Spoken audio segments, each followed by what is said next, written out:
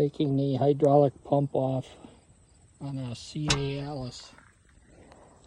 Took the pan off. Take the manual hand clutch lever off. Disconnect the seat.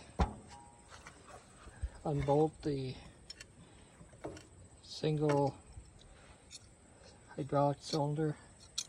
I did pressure wash this before I started.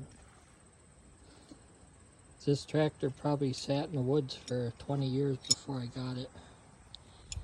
I was able to get it running. It actually runs pretty good. Had to change the points and plugs, change the oil filter. I also changed all the oils in the transmission. The oil that was in there was real milky. Anyways, the gears all work, PTO works, but the hydraulics doesn't work at all. So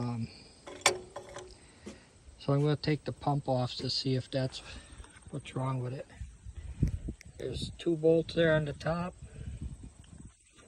and it looks like there's 2 bolts down there in the bottom. Hopefully that's it. I got the hose unhooked for the cylinder on the left. I got the hose unhooked at the cylinder for the one on the right.